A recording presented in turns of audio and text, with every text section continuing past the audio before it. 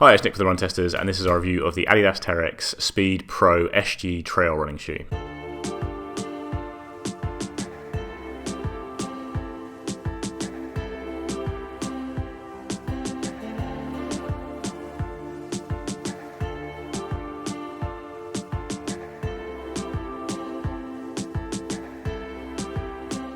So the Terrex Speed SG or Pro SG, I've seen it with and without the Pro. I'm going to call it, what am I going to call it? The Adidas Terrex SG, because it's a very long name. It's a lightweight trail running shoe. It's kind of built for soft ground. That's what the SG is for. It's built for muddy trails. A lot of Adidas's trail running shoes in the past have been more tilted towards what I think of as American style trails, like kind of hard, rocky canyons. I haven't run a lot of American trails. This is just what the image in my mind is. Whereas in the UK, I run a lot of muddy forests, muddy fells, all that kind of thing. And this is designed more for that kind of UK environment, which is great news. It's pricey. It's £140 in the UK. I don't know what actually the price is in America. I've kind of maybe seen $160, but I'm not actually sure it's available there yet. Maybe someone could clarify, but it will probably be around $160, I guess, if it is available. The drop is 4mm from heel to toe. It's quite a low stack shoe. It's 23mm at the heel and 19 at the forefoot. And it's a lightweight shoe. It's got kind of 225 emblazoned on it, which Adidas does with its shoes, which doesn't work because all different sizes have different weights. But, you know, that's, I guess, the size they measure. My UK 9 is 231 grams, which is 8.1 ounces. So, you know, that is really lightweight for a shoe that has so much grip on the outsole. And that grip is kind of the key feature of the SG. It's a shoe, like I say, built for kind of muddy running, cross-country running, I guess even obstacle course running and, you know, fell running. Those 7mm kind of chevron lugs are, you know, placed well. They've got kind of forward-facing at the front, backward-facing at the back. Just bite in and grip very well on kind of a range of soft terrain. But it is continental rubber. There's some stickiness there, and, you know, it still will kind of hold on harder ground as well. The upper is a very kind of lightweight and open mesh for the most part, which, you know, the idea is it will drain quickly. You're not going to keep water out of your shoes if you're doing this kind of running, I tend to find, and it's better that it just drains away. So that's what Adidas has gone with there. There are some kind of reinforced sections, particularly around the toe. You've got a toe bumper there to protect your feet a little bit. There's a kind of reinforced section at the heel as well to kind of hold the foot a bit. But generally, it's you know, it's a minimal upper. You're not getting a whole load of protection. Again, you're not hopefully running on very hard rocky ground a lot of the time in these shoes, so you don't need so much protection. The upper has some reflective details as well, which is nice, I guess, and it's made with some prime green recycling materials. I haven't really got the full details on how much of it is recycled materials, but every little helps, I guess. In the midsole, you've got Adidas's light stroke material, which is, you know, it's not fantastic. It's quite a lightweight, hard material. I don't dislike it particularly. I think I prefer it certainly in a trail shoe than a road shoe, and, you know, on a shoe designed for soft ground in particular, you really want just a bit of lightweight cushioning there because, you know, you're not having the hard impact of the roads. Comes to the fit of the shoe, it's got quite slightly of almost like a bit of a figure eight. There's a nice little cradle around the heel, and it's quite a narrow midfoot, but it does open up. It's quite a spacious toe box, I found. I was true to size, got a really nice fit around the heel and midfoot, and there was a bit more room around the toes in particular, which I enjoyed. I have a reasonably narrow foot, was perfectly happy true to size. I don't think the width in the midfoot is going to be a problem for lots of people, and the toe box, like I say, is quite roomy, so I'd probably recommend going true to size. So I really enjoyed using the SG over here in the UK. It's the start of my cross-country season. I've done a cross-country race in it. Today I went out and did a nice little fartlek on some on it in kind of a muddy, hilly field to kind of simulate cross-country racing. And I've actually done quite a long run as well and some easy running in it just to see how it handles kind of longer distances. And yeah, it's a great shoe. It's kind of been my kind of go-to racer early in the cross-country season, and I'll probably be using it for the rest of the season as well.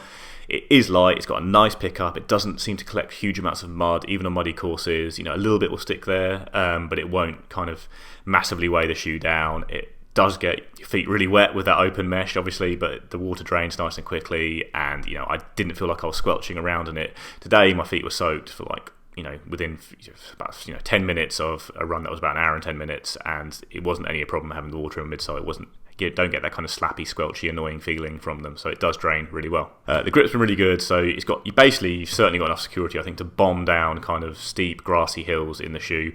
You know, at some points you might slip a little bit, but I think it's basically unavoidable on some of that terrain. Like, I've never really had, you know, so even like the 8mm stud shoes I use sometimes, you're going to get a little bit of slip, but I've never had anything close to falling over in the Terrex Speed SG. It's been a really reliable grip, and like I say, all I want from it is to be able to look at a downhill in a cross-country race that's muddy and go, I can bomb it down that. that, and I know I'm not going to slip over, and that's been the case. Well, also, whether that translates to full fell running, I don't know. I've been down some steep grassy hills here that aren't quite slick, but they're not like really, really long, so you're not gaining speed like you might do on kind of like the Lake District fells where you're running downhill for a really long stretch. But I found the grip to be perfectly reliable at all times going downhill, and I think it should work well in kind of any environment like that. So on the long run I did kind of 90 minutes in the woods near me, so there was a lot of forest trails, a fair bit of grass, and then some kind of hard sections to and from the forest, and I have to say it was a lot comfier than I expected it to be.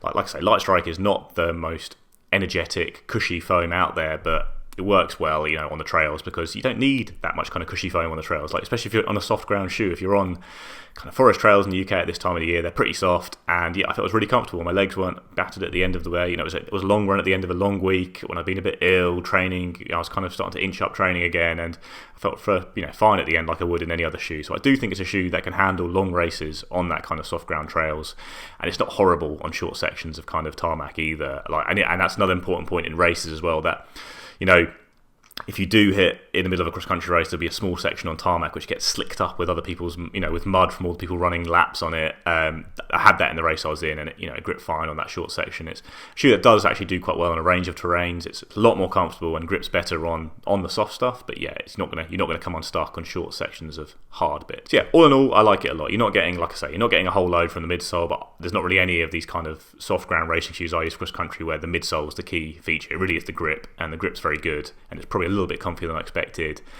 which is nice if you are using it for kind of those longer runs on soft ground. So the Terrex Speed SG is probably one of my favourite muddy ground racers. I don't tend to use spikes very much in the cross-country season. I just don't really like spikes. I find that they beat up my body a lot more than I want. As a heel striker, they don't always get great grip for me because obviously the spikes are all on the forefoot. And, I find cross-country kind of arduous enough without introducing spikes into the equation. I prefer the feel of a trail shoe, and they're just a bit more kind of flexible for using for everyday running as well.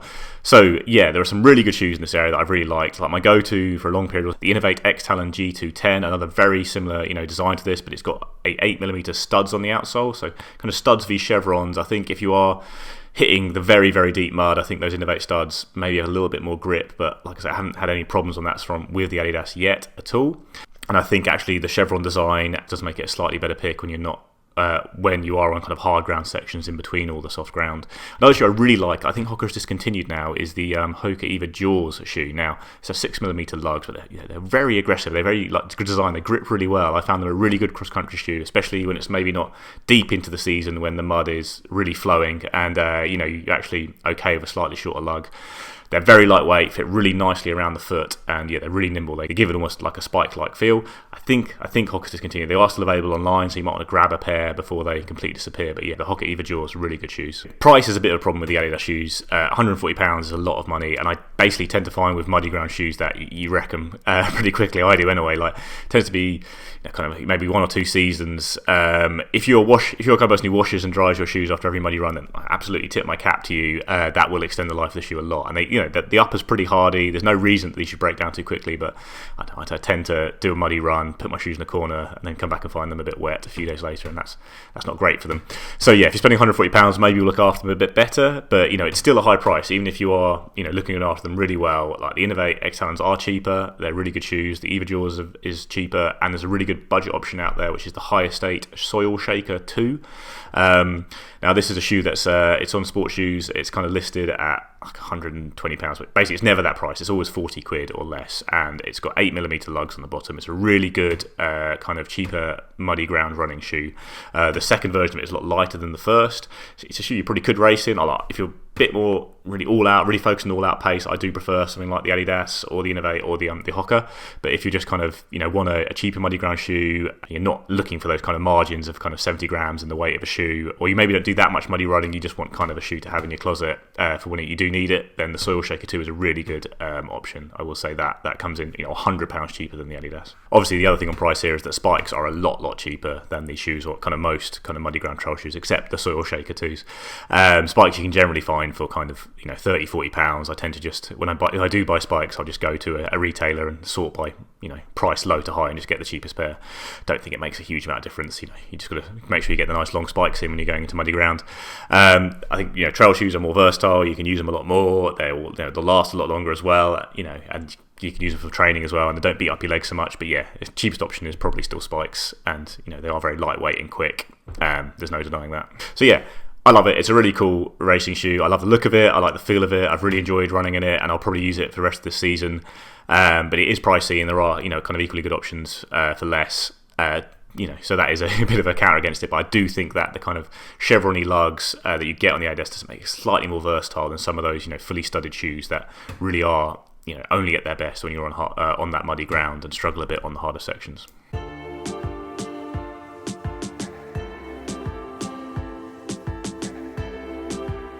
So that's it, guys. That's our review of the Adidas Terrex Speed SG. Maybe a Pro in there. Anyway, let us know what you think. Please like, subscribe, ring the little bell. Let me know what other muddy shoes you're using for cross-country season this year, or if you're completely dedicated to spikes. And yeah, we'll see you next time.